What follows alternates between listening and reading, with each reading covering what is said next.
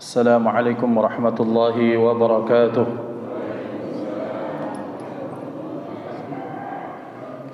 إن الحمد لله نحمده ونستعينه ونستهديه ونستغفره ونعوذ به من شرور أنفسنا وسيئات أعمالنا. من يهده الله فلا مضل له ومن يضلل فلا هادي له. أشهد أن لا إله إلا الله وحده لا شريك له، وأشهد أن سيدنا ونبينا محمدا عبده ورسوله من لا نبي بعده.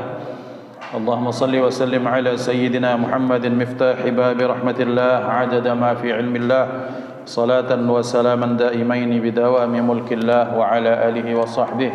اللهم رب اشرح لي صدري ويسر لي أمري واحلل عقدة من لساني يفقهوا قولي. سبحانك لا علم لنا إلا ما علمتنا إنك أنت العليم الحكيم. اللهم ارزقنا فهم النبيين وحفظ المرسلين وإلهام الملائكة المقربين. اللهم أغننا بالعلم وزينا بالحلم وأكرمنا بالتقوى وجملنا بالعافية. لا حول ولا قوة إلا بالله العلي العظيم، والحمد لله رب العالمين. نوينا التعلم والتعليم والتذكر والتذكير والنفع والانتفاع والإفادة والاستفادة والحث على التمسك بكتاب الله تعالى وسنة رسوله والدعاء إلى الهدى والدلالة على الخير ابتغاء وجه الله ومرضاته وقربه وثوابه سبحانه وتعالى. على هذه النية وعلى كل نية صالحة جامعة شاملة نافعة من خيرات الدنيا ونعيم الآخرة، وإلى حضرة النبي المصطفى محمد صلى الله عليه وسلم بسر الفاتحة. أعوذ بالله من الشيطان الرجيم. بسم الله الرحمن الرحيم. الحمد لله رب العالمين الرحمن الرحيم مالك يوم الدين. إياك نعبد وإياك نستعين. اهدنا الصراط المستقيم صراط الذين أنعمت عليهم غير المغضوب عليهم ولا الضالين آمين. حضرات المحترمين yang kami ta'zimi, para ulama, para guru, para kiai, para ustaz, ustadzah, imam masjid yang saya cintai karena Allah, ketua masjid dan para pengurus yang mudah-mudahan kita terus senantiasa diberikan taufik inayah hidayah Allah Subhanahu wa taala.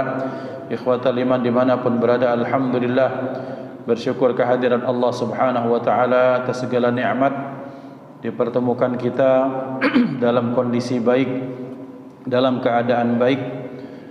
Kemudian ketika kita dikumpulkan juga dalam rangka kebaikan, maka mari kita awali majlis ini dengan sama-sama meluruskan hati, memurnikan niat. Kemudian ketika kita di tempat di rumah Allah Subhanahu wa taala ini, maka kita juga meniatkan i'tikaf di masjid ini untuk mendapatkan kebaikan selama kita di dalamnya. Nawaitul i'tikafa fi hadzal masjid ma dumtu fihi lillahi ta'ala. Jadi kita pasang niat dalam hati, kita sama-sama i'tikaf berdiam di masjid ini selama di dalamnya, maka kita mengharap ridha Allah Subhanahu wa taala. Maka apapun yang kita lakukan insyaallah akan dapat kebaikan daripada Allah. Salawat dan salam senantiasa terimpah ruah kepada hadratur Rasul baginda Nabi Muhammad sallallahu alaihi wa alihi wasahbihi wasallam beserta keluarga beliau yang disucikan Allah, para sahabat yang terpilih, kepada umat dan masuklah kita dalamnya, amin Allahumma amin. Bapak Ibu dimuliakan Allah Subhanahu wa taala, sesungguhnya kita sebagai manusia secara fitrah kita, maka kita tentunya menyenangi kebaikan. Dan ini Allah Subhanahu wa taala telah menyatakan dalam Al-Qur'an bahwa sesungguhnya manusia itu senang yang baik-baik, senang yang indah-indah, senang perkara yang menyenangkan, membahagiakan. Maka tentunya kemudian tidak ada seorang pun di antara kita kecuali menginginkan kebaikan, ketenangan, kesenangan, kebahagiaan. Maka bagaimana kebaikan Allah berikan kepada hamba? Banyak sekali cara Allah untuk memberikan kebaikan kepada hamba. Dan tentunya kebaikan tersebut, jikalau kita berbicara tentang kebaikan, kesenangan, ketenangan, kebahagiaan, karena sudah bicara tentang keimanan, maka konteks bicara kita sudah bukan tentang kebahagiaan, kebaikan, kesenangan dunia semata-mata. Karena kalau sesudah orang beriman dikatakan beriman, maka sudut pandangnya sudah sudut pandang akhirat. maka pikirannya adalah tentang pikiran akhirat. Tidak cukup yang ada dalam pikiran kita hidup adalah untuk kebaikan dunia semata-mata. Tapi tentunya kebaikan dunia inilah yang menghantarkan kita kepada kebaikan akhirat. Maka untuk inilah kita akan bahas satu hadis daripada Rasulullah sallallahu alaihi wasallam. Ada 4 perkara yang jikalau seorang hamba itu diberikan Allah, maka diberikan kebaikan yang sangat banyak. Maka tentu sekali lagi saya sampaikan bahwa kebaikan ini tidak hanya dalam benak kebanyakan orang yang berpaham hanya paham-paham dunia semata-mata. Orang akan mengatakan bahwa kebaikan dunia itu ketika uangnya banyak, kemudian asetnya miliaran, kemudian gadgetnya mahal, kemudian dia bebas berangkat kemanapun, kemudian dia bisa healing kemanapun. Ini orang-orang yang hanya berpikiran dunia semata-mata. Sementara orang yang beriman, pemikirannya itu dalam suratul Fatihah, Maliki Yaumiddin, Allah yang memiliki hari pembalasan. Artinya ada hari setelah hari yang kita kecap sama-sama di dunia ini. Maka beliau yang mulia sallallahu alaihi wasallam bersabda, barang siapa yang diberikan 4 perkara ini, maka diberikan kebaikan yang sangat banyak. Artinya kebaikan dunia juga kebaikan akhirat. Maka beliau yang mulia bersabda, orang yang diberikan kebaikan yang pertama itu adalah pertama qalbun syakir. Qalbun syakirun, yaitu hati yang senantiasa pandai berterima kasih kepada Allah Subhanahu wa taala. Bapak dan Ibu dimuliakan Allah, kata-kata qalbun itu dalam bahasa Arab diambil dari 3 huruf, qaf, lam dan ba.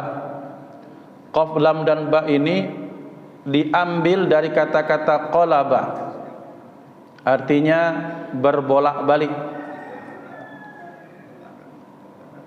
Maka yang ada di dalam hati manusia itu rata-rata itu berbolak-balik, kadang naik, kadang turun, kadang syukur, kadang kufur, lupa nikmat maksudnya, kadang ingat kepada Allah, kadang tidak ingat, kadang pemikirannya terhadap dunia itu membesarkan, kadang-kadang menghinakan dunia.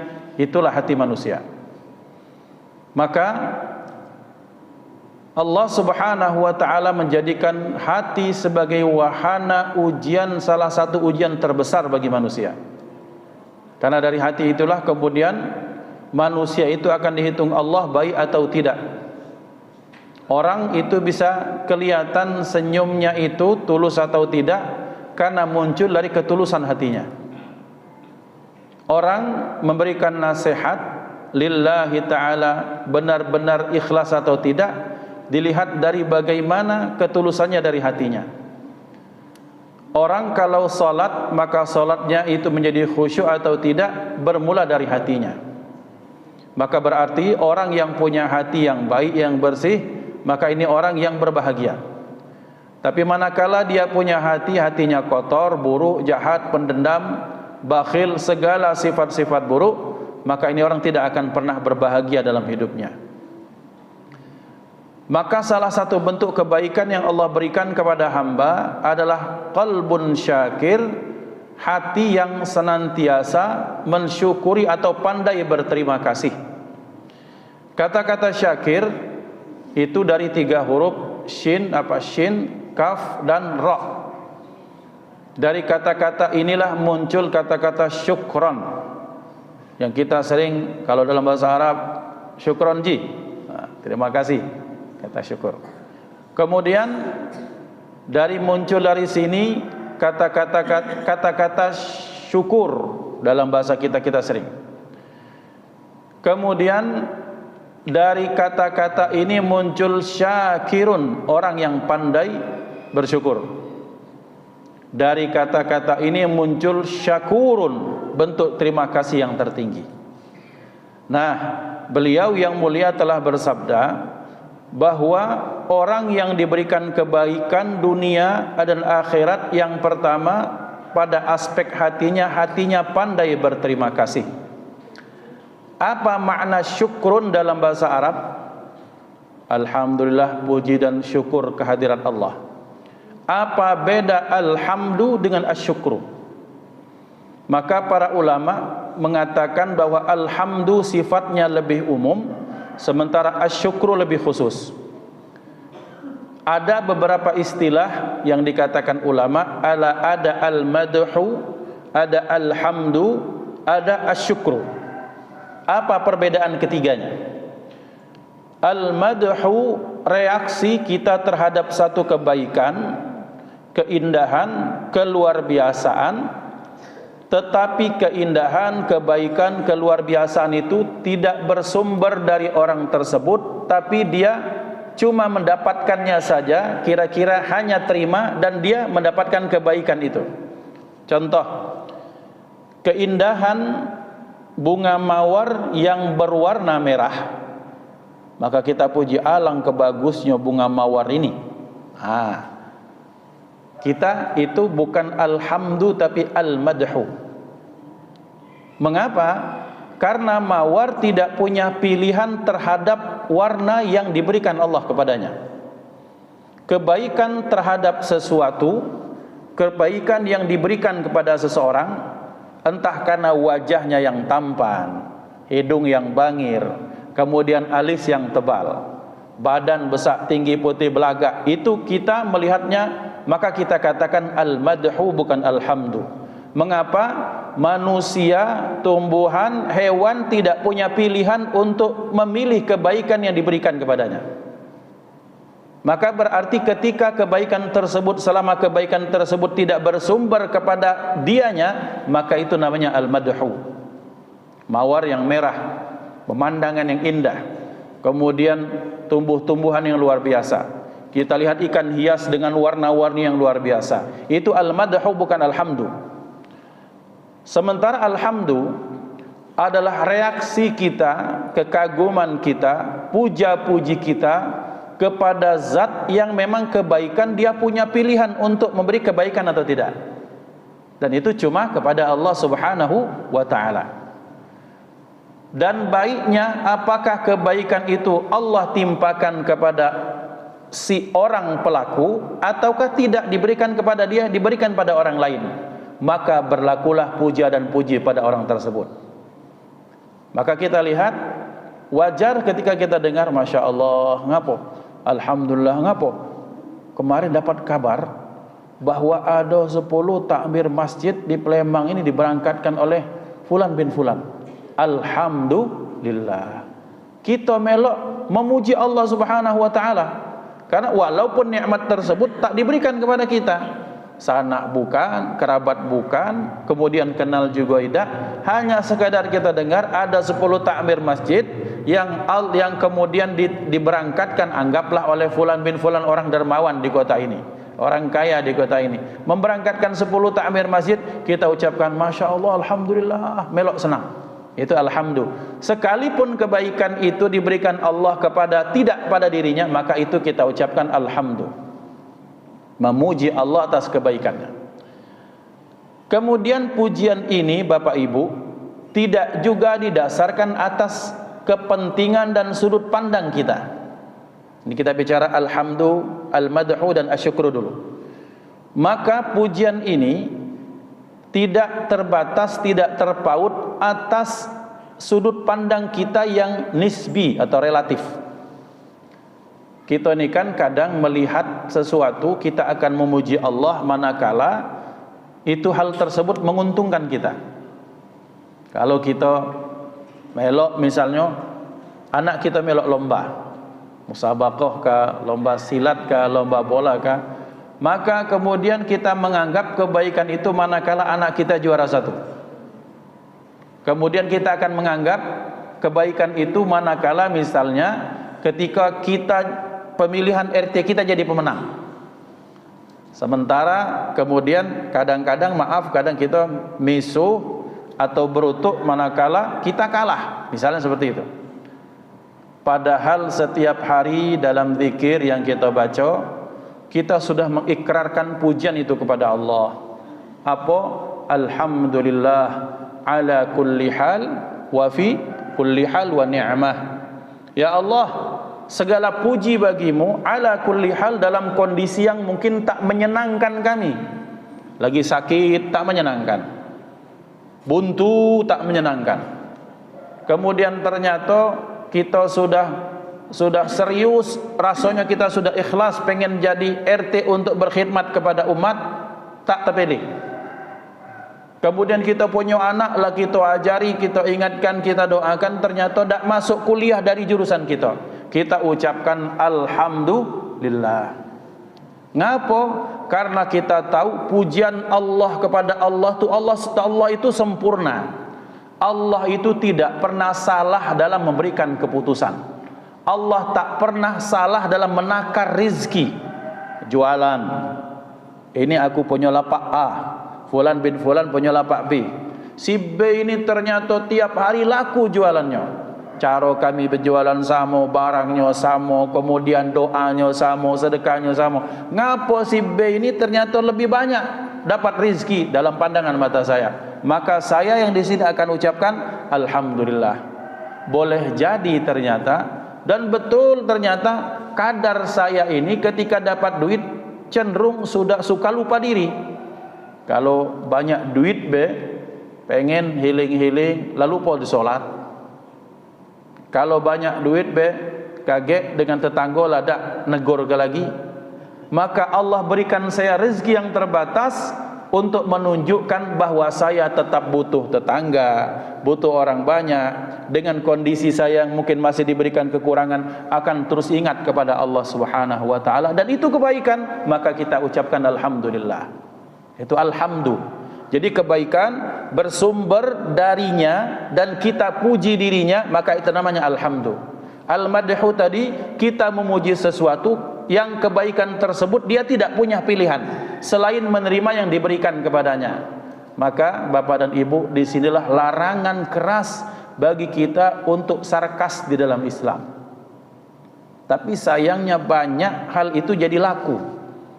Orang kalau nonton sinetron, nonton acara-acara yang lucu-lucu, sekarang ini ataupun dulu-dulunya tuh banyak gara-gara maaf, mungkin karena maaf ya, naudzubillah, bukan untuk menjelekkan, karena maaf karena bibirnya tak sempurna, atau mungkin karena badannya terlalu pendek dibandingkan orang banyak, atau kalau hitam-hitam misalnya.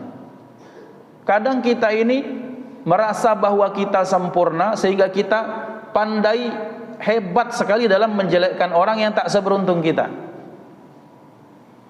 Bapak dan Ibu, pertanyaannya, apakah sebelum kita lahir kita inilah berdoa kepada Allah, ya Allah, kalau aku lahir kaget, jadikan mataku biru, hidungku mancung, besar tinggi belaga? Tak kate, Pak.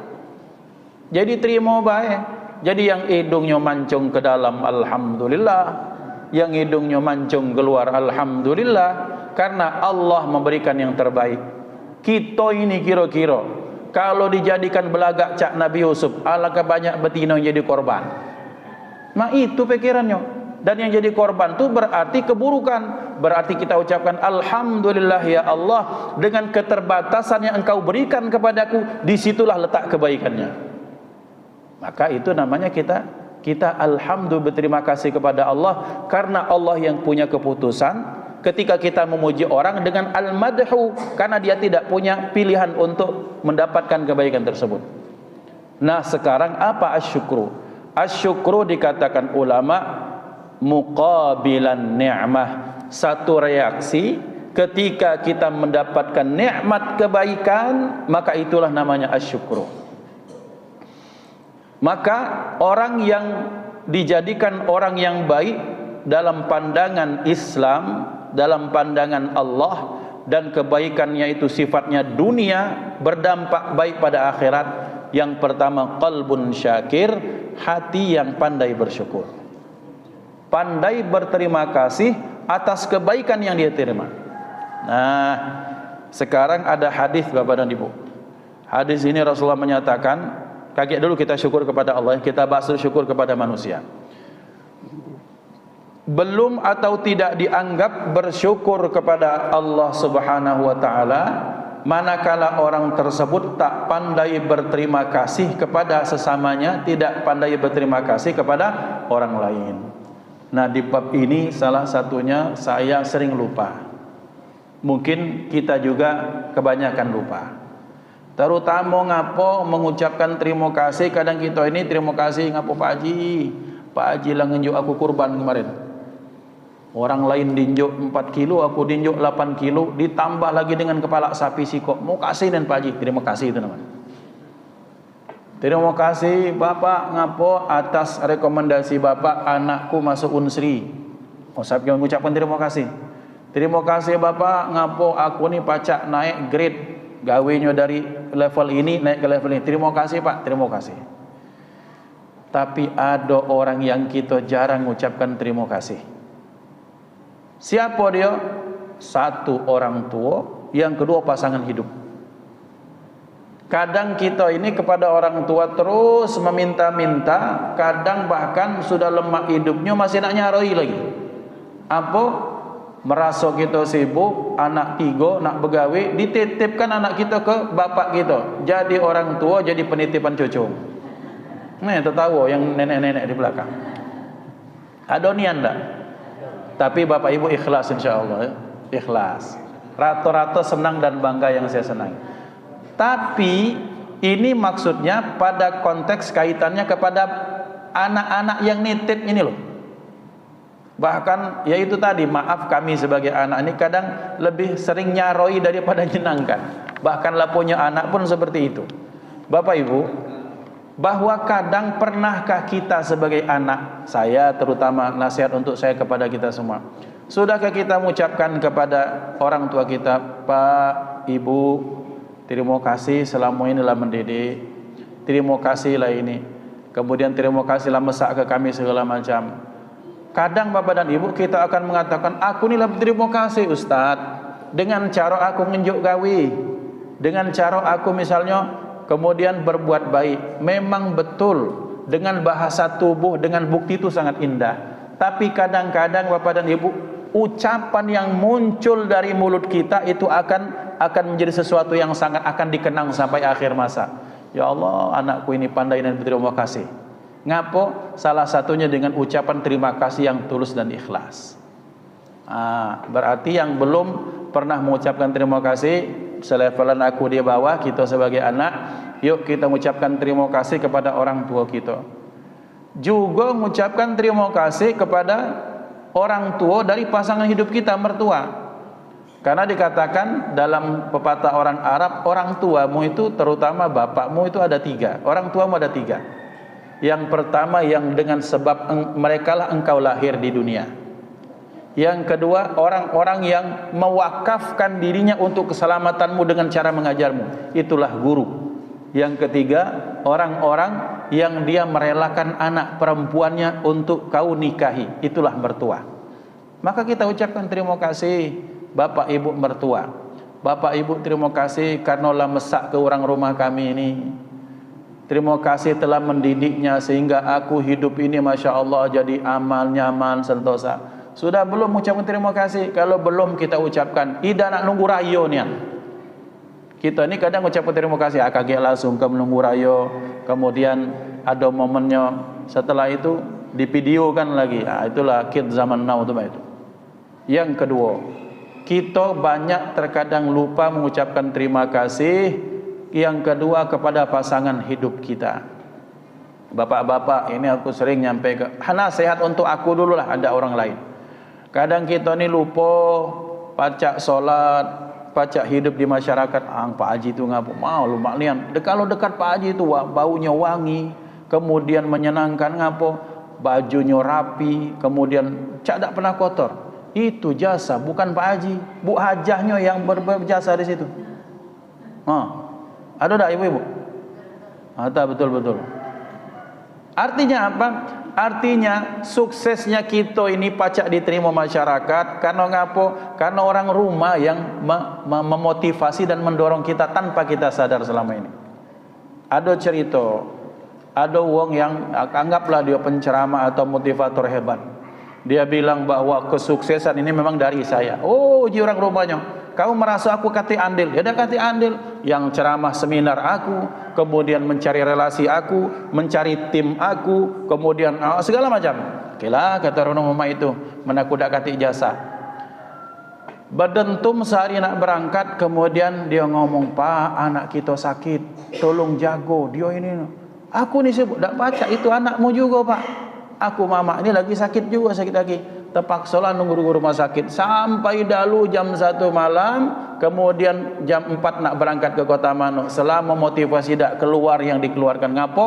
Karena neman ngantuknya daripada nak ngomongnya. Dak sukses dia ceramah hari itu, dak sukses dia memberikan motivasi. Ngapo? Oh, ternyata selama ini aku pacak santai, badan fresh, memberikan ceramah motivasi yang hebat. Karena selama ini dak ketik gangguan, anak tu sudah diurus sama biniku selama ini. Senang ibu-ibu selama ini dengan ceramahnya. Ternyata bapak dan ibu, bahwa hal-hal yang kecil yang bisa kita dapatkan dari rumah itu menjadi besar ketika tidak ada mereka. Mulut masam. Mungkin di sini banyak bagian ahlul hisab mungkin. Ahlul hisab itu nak ngopi, pagi-pagi lah ada kopi. Malam-malam ada tamu datang, disiap ke teh dengan kue kecil, makanan ringan. Itu barokah ada istri. Kalau dah kata dia susah, kalau nak melayani dewek, bikin kopi dewek, berarti bapak dan ibu ucapkan, kita ucapkan terima kasih. Kalau belum kita ucapkan, bayangkan kecil perkaranya. Kemarin Jumatan, hari panas berdengkang bahasa kami, kemudian khotibnya panjang, perut dilapar belum makan.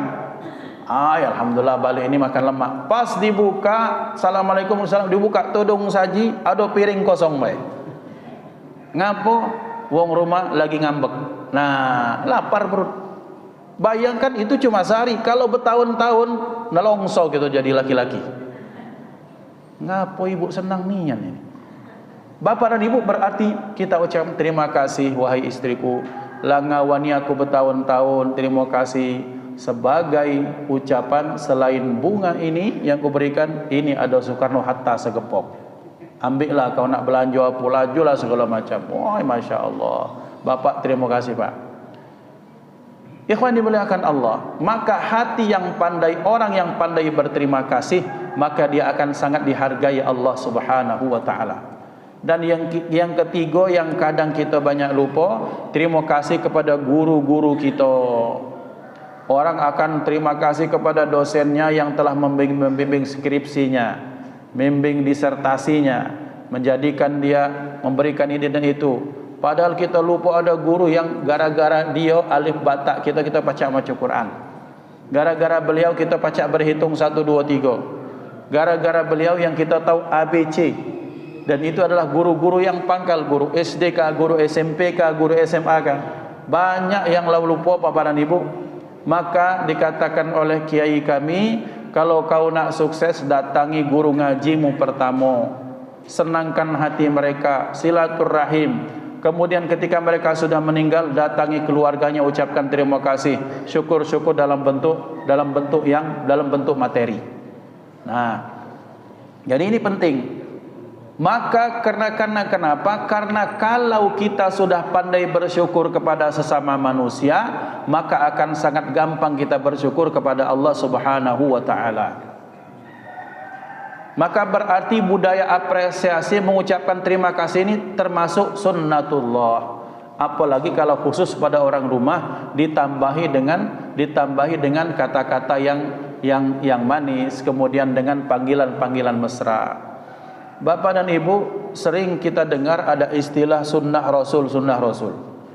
Identik sunnah Rasul itu satu, malam Jumat, yang kedua nak berbini lagi. Padahal sunnah Rasul itu tidak melulu itu baik. Sunnah Rasul itu tidak hanya dengan memanjangkan jenggot. Sunnah Rasul itu tidak hanya dengan pakai gamis misalnya. Tidak hanya dengan pakai siwak sebelum salat.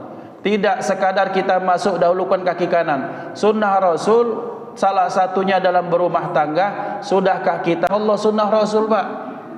Kita ni nganggap sunnah Rasul tu kalau solat, kalau masuk masjid solat 10, 20 rakaat, betul itu sunnah Rasul. Tetapi ada sunnah Rasul yang kita anggap remeh, bahkan kita tak pernah lakukan sama sekali. Mengucapkan terima kasih tadi. Yang kedua, kita memanggil pasangan hidup kita dengan panggilan-panggilan yang mesra dan indah. Dan Nabi Bapak dan Ibu orang yang paling pertama berikan contoh kepada kita. Maka berarti panggilan-panggilan sayang itu jangan pas muda bae, jangan pas baru kawin bae. Yang pertama, kalau yang sebelum nikah itu belahan jiwa. Sebelum nikah itu separuh nafas. Ini kita tahu, kawan.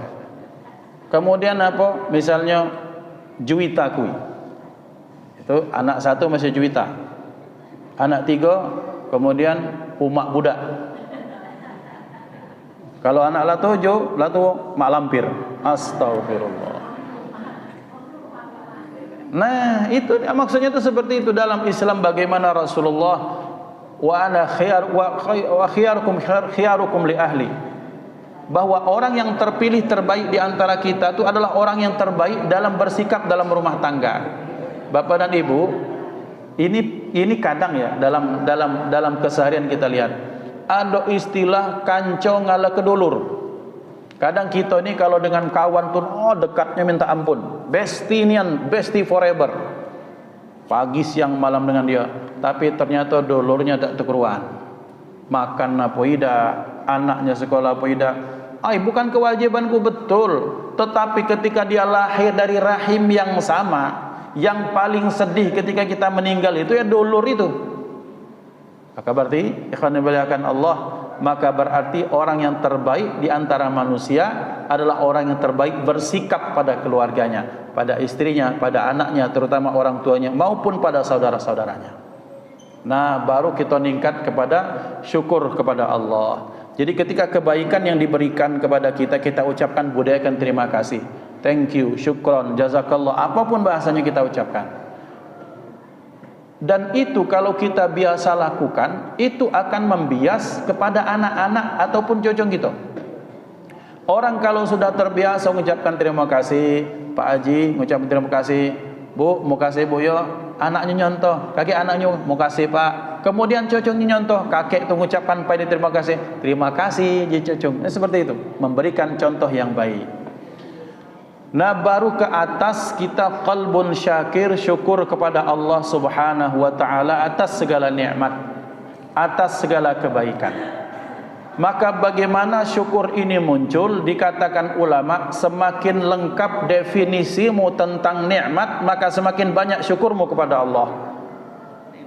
Semakin kita tahu bahwa nikmat itu luar biasa, tidak terbatas hanya tentang harta dan benda, maka kita akan semakin terima kasih kepada Allah. Bapak Ibu, ini misalnya yang terjadi.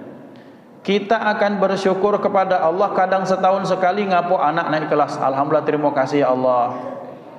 Tetapi kita lupa berterima kasih kepada Allah selama ini dalam setahun. Setiap hari anak kita tuh siapa yang jago? Ya Allah Subhanahu wa taala. Penjagaannya, memberikan rezeki, memberikan pemahaman ketika dia belajar, kemudian menjaga dia dari segala keburukan, itu nikmat daripada Allah Subhanahu wa taala. Kita ini asyik-asyik memaknakan nikmat itu kalau duit banyak, badan sehat, itu sudah nikmat. Padahal betapa banyak nikmat yang Allah berikan kepada kita, yang kalau itu dicabut, maka itu kita akan merasa ternyata selama ini banyak diberikan kebaikan. Contoh Bapak dan Ibu, salah satu nikmat yang jarang kita syukur ini, kita ini dihidupkan di Indonesia, negara yang Masya Allah luar biasa. Bapak Ibu berangkat haji lah ya, berangkat haji, berangkat umrah. Dan mudah-mudahan kita yang belum haji dan umrah, Allah berangkatkan, Allah hadirkan ke sana, amin Allahumma amin. Yang lah sudah dibalen ke lagi, amin Allahumma amin. Bapak dan Ibu, tak terbayang kita ni kalau kita punya negara Indonesia ni panasnya sampai 40 sampai 45 derajat. Kita kira-kira kalau kita yang biasa antara 28 sampai 35 ini, kalau sudah 40 tu ya Allah, Allah berdepak minal balak bahasa kami dosa. Minta dijauhkan oleh Allah, pas keluar badan hitam, kurus kecil kering ini, tiba-tiba dapat yang kalau keluar 45 derajat, ampun-ampunan kita. Terjadi di mereka, tak terjadi di kita. Berarti terima kasih Allah titipkan kita, dilahirkan kita di negara yang tercinta ini dengan segala kebaikannya. Jarang kita, ya Allah terima kasih, dan ya Allah aku dilahirkan di Indonesia. Tak muncul itu kecuali kita punya pembanding kalau sudah ke luar negeri. Tapi itu panasnya 45 derajat, tapi kalau dingin minta ampun. Itu kawan-kawan itu cerita yang kuliah di Pakistan, di India. Wah, Iqbal pakam India itu atau Pakistan tuh. Dinginnya tuh kering minta ampun, sampai bibir tuh pecah-pecah kan. Sampai telapak kaki pecah-pecah. Sampai, ampun lah katanya. Berarti kita tinggal di Indonesia ini alhamdulillah tidur be kadang hendak berbaju saking nyamannya. Maka Pak dan Ibu, betapa banyak kenikmatan yang Allah berikan kepada kita. Maka semakin lengkap definisi kita tentang nikmat, maka semakin kita terima kasih kepada Allah Subhanahu wa taala. Caranya nak memunculkan syukur tu mak mano? Cari ilmu tentang syukur. Apa makna nikmat? Apa makna pemberian? Bagaimana jenis-jenis nikmat yang telah Allah berikan kepada kita? Banyak itu detailnya tentang nikmat, maka kita akan ucapkan terima kasih kepada Allah. Alhamdulillah. Yang kedua, kita banyak-banyak mencari perbandingan bukan untuk mensyukuri. Anggap lama ini kita ni punya motor, ada motor. Bersyukur betapa banyak ada orang yang bahkan dia harus jalan kaki. Yang punya jalan kaki misalnya, atau yang punya hanya sekedar sepeda, alhamdulillah masih banyak kebaikan. Allah jadikan aku sehat waras. Pengen kemajian ke Masjid Muhajirin baca, ke Baitur Rahman baca, ke Baitul Hikmah baca, walaupun jalan kaki. Karena banyak ada orang-orang yang pengen ngaji, tapi ternyata karena halangan atas kesehatannya, dia cukup dengar lewat toa, lewat masjid atau lewat speaker, atau nonton di YouTube. Tak baca ngapa, mungkin kakinya sakit segala macam. Bersyukur Bapak Ibu, mencari pembanding bahwa ternyata dengan itu kita akan mengucapkan terima kasih kepada Allah. Alhamdulillah wa syukurillah. Yang ketiga, yang paling gampang syukur itu, bayangkan bahwa nikmat itu Allah cabut dari kita. Kalau tak terbayangkan, kira-kira umur 40 tahun misalnya, laronggang masuk kami. Mak mano nak mepak, badan masih kuat, tapi pas ngomong berdebus-debus keluar angin dengan banyu liur misalnya. Lah tak bergigi lagi. Berarti terbayang kalau tak bergigi, tak lemak itu. Alhamdulillah sekarang masih ada giginya. Alhamdulillah. Ya Allah, ternyata nikmat itu Engkau jagakan dari aku SD sampai sekarang ya Allah. Santuk hari ini ternyata Engkau titipkan gigi kepadaku. Engkau titipkan penglihatan yang hebat kepadaku. Engkau titipkan pendengaran yang luar biasa kepadaku. Bayangkan nikmat itu Allah ambil dari kita, maka kita ucapkan terima kasih ya Allah atas nikmat yang luar biasa ini. Ngapa syukur itu jarang kita lakukan? Karena kita sering terfokus kepada obsesi dan pencapaian yang pengen kita capai. Lah ada rumah, pengen villa di Sukabumi, pengen rumah singgah misalnya di Jakarta. Pikirannya ke situ, rumahnya lah besar, padahal dia akan bersyukur kalau alhamdulillah rumah kami yang di Sukabumi lah jadi ustaz, ngado kesyukuran. Oh, berarti syukur kita cuma ketika ada rumah Sementara tangan yang pacak nulis, mata yang pacak nyingok, kemudian telinga yang pacak dengar, kemudian engkau punya pasangan hidup yang salihah, kau punya anak cucu yang menyenangkan, tak kau syukuri. Kemudian kau punya tetangga yang baik-baik, tak kau syukuri. Oh, dicabut kata Allah. Kemudian kita ditempatkan yang lingkungannya orang tetangganya keponya minta ampun, stres dia. Segala gawe diurusi tetangga, udah lemak. Berarti ternyata punya tetangga yang baik merupakan nikmat daripada Allah Subhanahu wa taala. Pendek kata Bapak dan Ibu, bayangkan yang ada di diri kita, ada yang di sekitar kita yang Allah berikan, Allah cabut itu, maka kita akan kesusahan. Maka kita ucapkan alhamdulillah ya Allah atas nikmat yang Kau berikan kepada kami. Maka orang yang pandai bersyukur adalah orang yang akan ditambahkan keberkahannya oleh Allah Subhanahu wa taala. Syukur itu ya kita sudah pahamlah dari hati, kemudian dengan ucapan lisan, kemudian dengan amal perbuatan. Dan bentuk syukur itu ketika Bapak Ibu kita semua hadir di tempat ini pun merupakan syukur atas kenikmatan yang Allah berikan. Yang kedua, sabda Rasulullah, orang yang diberikan kebaikan itu lisanun dzakirun. Yang kedua, lidah yang pandai berzikir. Lidah adalah nikmat yang sangat besar tanggung jawabnya. Lidah itu makhluk yang kecil bentuknya, tapi berbahaya sekali. Saking bahayanya lidah itu di akhirat dikunci dia. Saking pandainya lidah ini bersilat-silat, ada istilah bersilat lidah, sampai di akhirat ini lidah ini dikebet kira-kira itu. Al-yauma nakhtimu ala afwahihim wa tukallimuna aydihim ila akhirlah, sampai ujung-ujung ayat. Artinya ayat ini mengisyaratkan kepada kita, saking lidahnya berbahaya, tak pacak dipercaya, di akhirat dia ditutup dan yang lain yang jadi saksi. Karena kalau dia tak dikunci, dia akan ngomong nyerocos di depan Allah Subhanahu wa taala. Maka berarti lisan ini adalah makhluk yang punya tanggung jawab besar kita untuk menjaganya.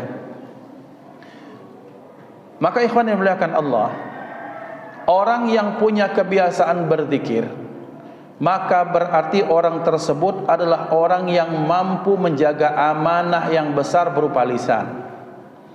Kita tak terbayangkan bapak-bapak, saya ini orang yang tak bersalah, kemudian entah karena apa, kemudian saya menyaksikan misalnya sama ini, kira-kira baik. Dalam satu kejadian, ada misalnya kecelakaan, uang itu terkapar, mungkinlah berdarah-darah.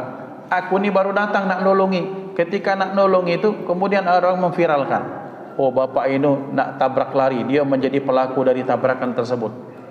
Masuklah di sidang. Masuklah di sidang ini, orang yang memvideokan ini dipanggil oleh hakim. Apa kemudian kata kalau dia takut mana-mana, kemudian yang memvideokan ini kata, betul pak, saya melihat betul bahwa dia nabrak bapak itu sampai terkapar, sampai meninggal. Saya cuma saksi yang pengen menolong orang tersebut atas nama kemanusiaan. Maka walhasil bapak-bapak, atas dasar ucapan persaksian dari orang tadi, Muhammad Iqbal yang mestinya setiap hari pacak ngajar, Muhammad Iqbal yang mestinya setiap hari pacak bersenda gurau dengan istrinya, Muhammad Iqbal Harun yang mestinya dia pacak bersenda gurau dengan teman-temannya di sekitar, mestinya malam dia tidur dengan nyenyak, makannya lemak, kemana-mana pacak, harus masuk ke dalam sel dalam penjara. Gara-gara apa? Gara-gara lisan ini yang berbahaya. Jadi bapak dan ibu, betapa banyak bahayanya lisan. Kita ni harus hati-hati. Gara-gara lisan, betapa banyak orang terpisah dari istrinya. Gara-gara lisan, betapa banyak orang yang dia tak punya kaitan apa-apa menjadi terdakwa, menjadi pesakitan. Terjadi kepada ulama kita, guru-guru kita. Saya tak percaya, wallahil azim saya percaya Habib Rizik kualitasnya seperti itu. Saya tak percaya. Sampai katanya cat begini, cat begitu. Tapi beliau di penjara salah satunya gara-gara itu. Ini kita lihat di akhirat ini yang memfitnah ini bagaimana nasibnya nanti di akhirat kelak. Gara-gara itu. Jadi bapak-bapak kita berhati-hati dengan lisan. Karena lisan ini ketika dia sudah melukai perasaan, ketika dia sudah menyinggung perasaan, maka itu akan susah diobati. Maka dalam Islam, salah satunya hal yang kita harus berhati-hati dengan ucapan. Nabi Muhammad sallallahu alaihi wasallam menyatakan, la taqulu ala anfusikum wa ahlikum illa bi khair, fa innal malaikata yu'minuna ala ma taqulun. Sabda Rasulullah, jangan kalian ucapkan, katakan terhadap dirimu maupun anak keturunanmu kecuali yang baik-baik saja. Mengapa? Karena malaikat itu mengaminkan apa yang kita ucapkan. Jadi bapak ibu, kalau kita hobi ngomong apa, ya jor gawe ini. Kan kadang itu gitu kan galak berore-rore apa? Bahasa kita Palembang ni kacau gawe ini. Kacau ni yang dibikin Allah gara-gara ucapan kita. Dan kita ngomong ke budak-budak, ke anak-anak, maaf ya, agak kasar. Budaknya bengak gawe ini. Lah tambah bengak. Bukan karena budaknya main itu, tapi gara-gara ucapan kita untuk anak-anak kita. Maka sabda Allah, hati-hati dengan lisanmu, jangan sampai kau mengucapkan yang sembarangan. Dan betapa banyak sebaliknya, gara-gara barokah lisan, itu orang itu bisa terselamatkan. Maksudnya mana? Ada orang ketika anak kecil, dia mungkin tak pede, dia punya mental biasa saja. Kemudian kita ucap, wah budak hebat ini, anak soleh, calon ulama, calon orang kaya, calon ilmuwan. Wah, motivasinya. Maka ini pesan orang-orang tua kita kepada kita, budak itu jangan dipecahkan, jangan dipatahkan semangatnya dengan ucapan. Mestinya dia pemberani jadi penakut. Awas kau sontek ya, Awas kau, panggil ke dokter kau disontek ya. Banyak Pak, tentara ini sudah. Tentara bahasa kita, tentara bahasa Komering. Pas nak disontek, badan besar tinggi berkumis, badan disontek, otot besar tu nangis panggil, mak, nak dipanggil. Itu ketika seperti itu, badan Masya Allah sangar-sangar teman-teman dari Papua Ambon. Itu pas disontek itu pegang-pegangan bahasa kita. Takut di jarum suntik, tak takut dengan musuh. Tak takut dengan UPM, tak takut dengan AK-47, tak takut. Tapi pas dengan jarum sontek itu takut ngapo? Dari kecil lagi takut-takuti. Kau kalau nakal panggil ke dokter kena sontek kau. Terjadi. Atau anak takut dengan kegelapan. Wah, sekali ada hantu, tempat gelap tu ada hantu. Sampai ketua minta kawani dengan lakinya. Pak bangun jam 2 dalu ini. Bangun Pak ngapo? Ibu nak ke WC. Ngapo gelap di sana? Gara-gara mamaknya dulu takut. Awas kalau gelap ada hantu. Bayangnya terus seperti itu. Nah Bapak Ibu dimulakan Allah, ini lisan seperti itu. Sebaliknya kalau kita punya lisan mampu motivasi, maka akan lahir orang-orang hebat berkah 1-2 ucapan saja. Maka hati-hati dengan lisan. Apalagi lisan ini kita pakai untuk zikir kepada Allah, mengucapkan nama Allah, menyebut nama Allah, maka akan jadi kebaikan. Ada 2 ini kebaikan yang diberikan Allah. 3-4-nya apa? Yang ketiga sebagai penutup, 3 dan 4. Yang ketiga, kita ni kalau punya badannya kuat, dipakai untuk ibadah, itu kebaikan.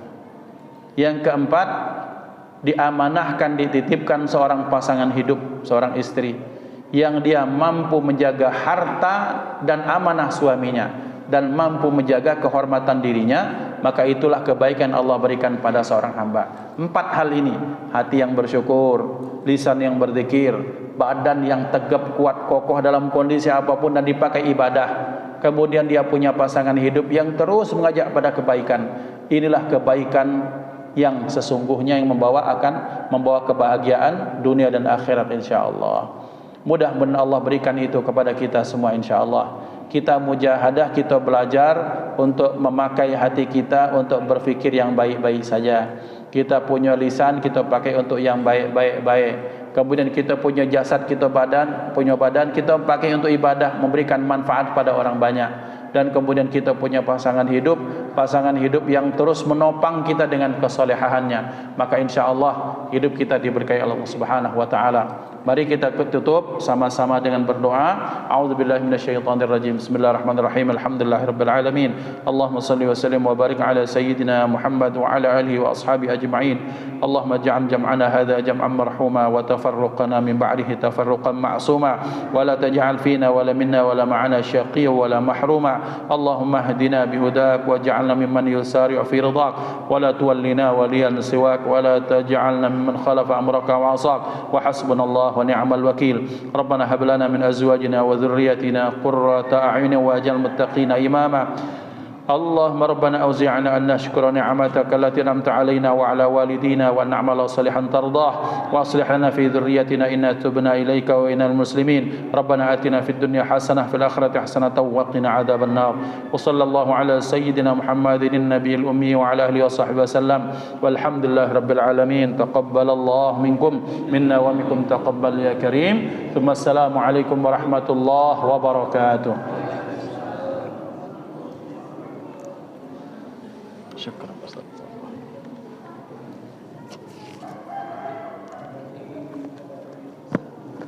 Bapak